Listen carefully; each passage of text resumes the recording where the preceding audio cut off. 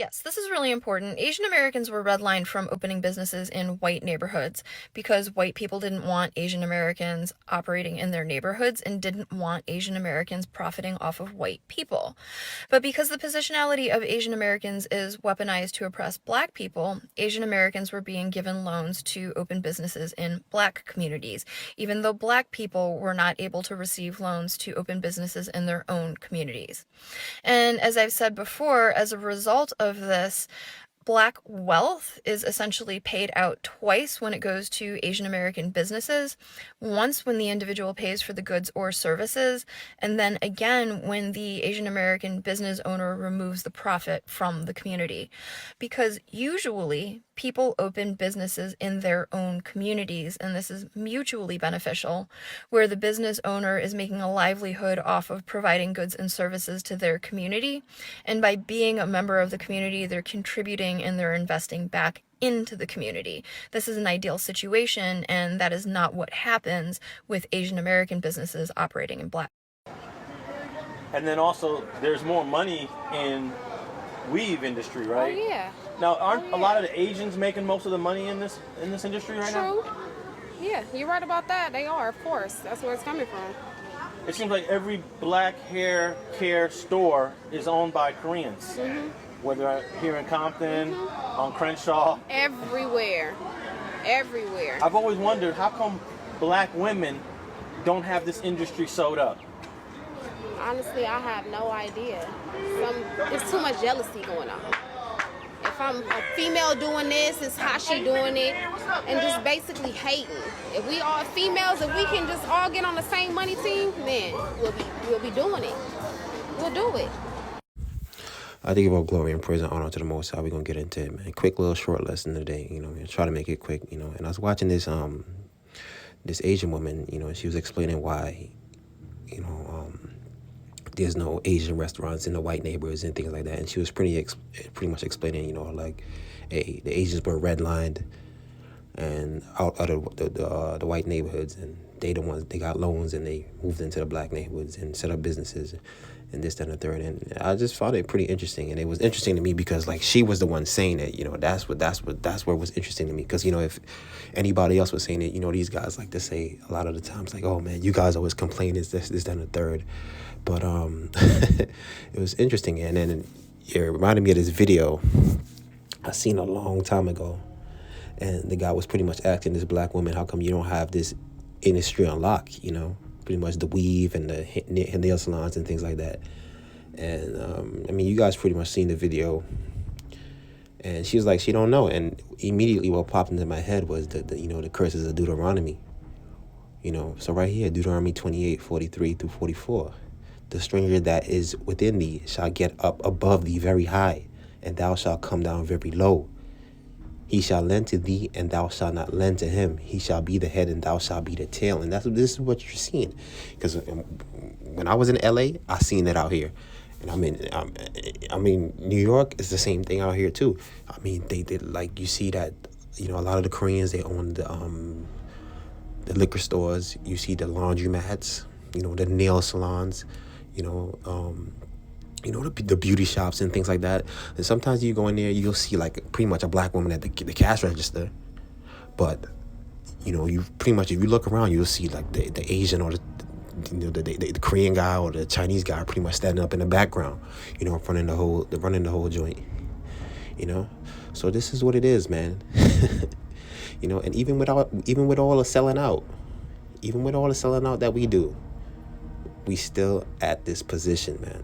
She says she don't know, and the scriptures tell you why,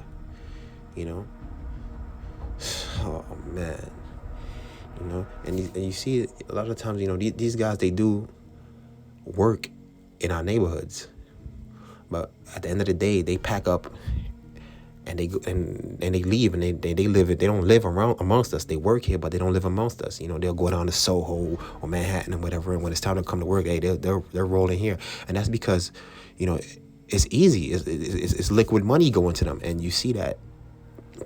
If they're in their own neighborhood, there's more competition. That competition is going to be a lot more fierce. But if they come into our neighborhoods, here's no competition for them. Like, they just going to get they just gonna get all our money, man.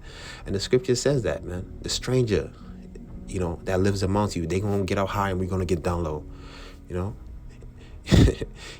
And like I say, like, you don't see, these guys like Tariq Nasheed breaking down the scriptures for you, Umar Johnson, and telling you this. They say a lot of the same things that Asian lady was saying, but you never see them come to the scripture and explain why.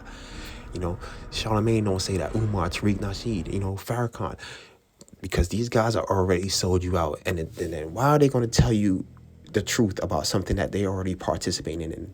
They're not going to tell you to get out of the Greek frats. They're not going to tell you to get out of Masonry, because these guys already took these oaths, and these are the things that cursed us, bowing down to the gods of the other nations. This is what they're doing. It may seem simple. It may seem like it's harmless, but this is what got us in trouble. You and these Greek frats bowing down to Minerva and all these false deities. The scripture said the stranger that is within thee is going to get up very high, and thou shalt be very low.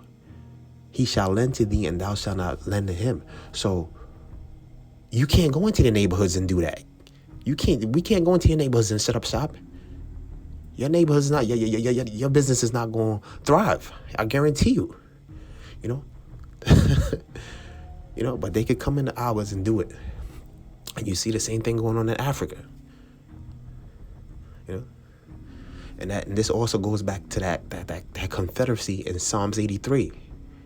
They told you that, look, certain nations are going to come together and they're going to be working against you. Oh, man. This was interesting, man. And this is why Jeremiah was saying, look, is Israel a homeborn slave, man? Because when we go off, we build the other nations up. These other nations could thrive.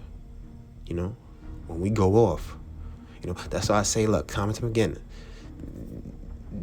these NFL owners don't want you to turn back to the Most High. These NBA owners, these MLB owners, they don't want you to turn back to the Most High. Yeah, they may, smile on your face, this and the third, but deep down inside, they want you right where you at. Continue to keep doing what you're doing, and they got the sellouts tell you to, hey, keep coming into these, keep doing whatever you've been doing, continue to keep doing it. You see, and even like I said, even with all the selling out that we do, look at the position that we in. Oh man, this is crazy. That's why Jeremiah is saying, is Israel a homeborn slave, man? Hold up. So right here, 1 Maccabees 2:10. Just Judah Maccabees, when he was frustrated, he was saying, what nation had not a part in her kingdom and gotten of her spoils? This is what he was saying back then.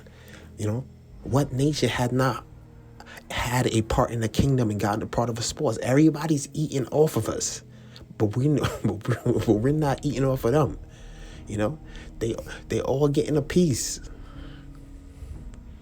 This was what happening back then when everybody was coming in and they were fighting these guys back, to get the Grecians and Romans out, and of course, once again, back then you had the sellouts too, back then fighting against them, these guys was trying to, maintain their nationalism on their land, but the sellouts, of course, once again, we know they were going back, reporting back to the enemy, Oh man, so I just found this interesting, man. What nation had not got a part in the kingdom? And you see, it's not only the Koreans and the Asians. You see it with the Indians. You see it with the Arabs. You see it with so many different other ethnicities in your neighborhood. And like that was in L.A.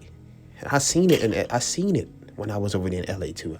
New York is the same thing. Now I can't say for any other state. I don't know, but I'm telling you, I've seen it in both states. Oh man, what nation had not had a part in a kingdom and gotten of her spoils, man? Short little lesson, man. Oh man, this is why they also like to say too, the scriptures in the Bible is not real. Why you keep reading that? Like if it wasn't real, why we continue to be in this position? Like, these guys are here to fool you. You know, that's just what the Egyptians did. Their job is just to constantly fool you and get you to go in the direction that they want you to go. But everything was already laid out, and the Most already told us what was going to happen. You know? Oh, man. So hopefully this lesson was edifying, man. You know?